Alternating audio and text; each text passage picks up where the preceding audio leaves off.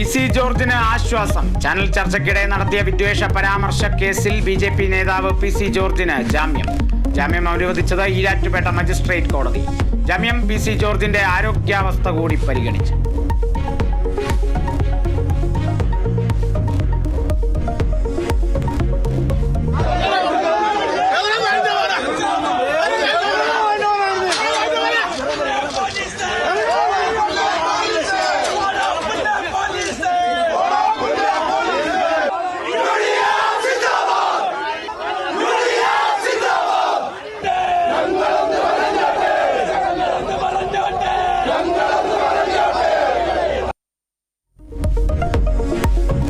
ചുരൽമല പുനരധിവാസം വൈകുന്നതിൽ വയനാട് കളക്ടറേറ്റ് ഉപരോധിച്ച് കോൺഗ്രസ്. പോലീസും പ്രതിഷേധക്കാരും തമ്മിൽ സംഘർഷം. പ്രതിഷേധക്കാരെ അറസ്റ്റ് ചെയ്ത് നീക്കി പോലീസ്.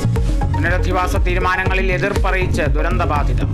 സർക്കാർ എല്ലാ കാര്യങ്ങളും സമയബന്ധിതമായി ചെയ്യുകയാണെന്ന് മന്ത്രി കെ രാജൻ.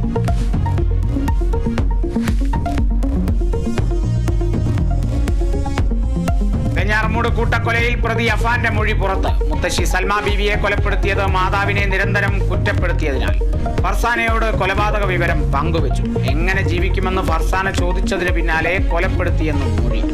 നാട്ടിലെത്തിയ പിതാവ് അബ്ദുൾ റഹീമിനോടും കട്ടിലിൽ നിന്ന് തലയടിച്ച് വീണതെന്ന മൊഴി ആവർത്തിച്ച് മാതാവ്.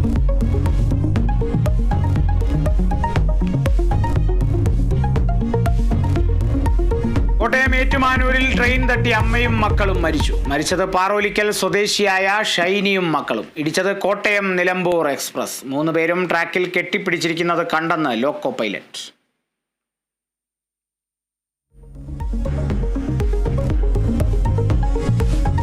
സെക്രട്ടേറിയറ്റിന് മുന്നിൽ ആശാ വർക്കർമാർ നടത്തുന്ന സമരം 19ാം ദിവസത്തിൽ. മുഴുവൻ ആവശ്യങ്ങളും അംഗീകരിക്കും വരെ സമരം തുടരുമെന്ന് പ്രതിഷേധക്കാർ. CITU നേതൃത്വത്തിൽ ആശാ വർക്കർമാരുടെ ബദൽ സമരം ഇന്ന് തിരുവനന്തപുരത്ത്.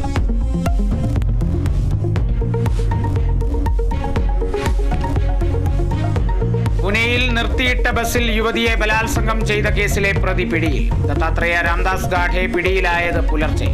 ഗാഡെ നിരവധി കേസുകളിൽ പ്രതിയെന്ന് പോലീസ്.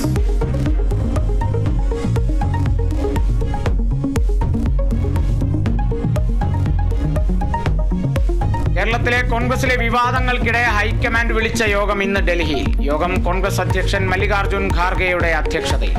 നിയമസഭാ തെരഞ്ഞെടുപ്പ് മുന്നൊരുക്കങ്ങൾ പ്രധാന അജണ്ട. കേരളത്തിൽ നിന്നുള്ള 40ഓളം നേതാക്കൾ പങ്കെടുത്തു.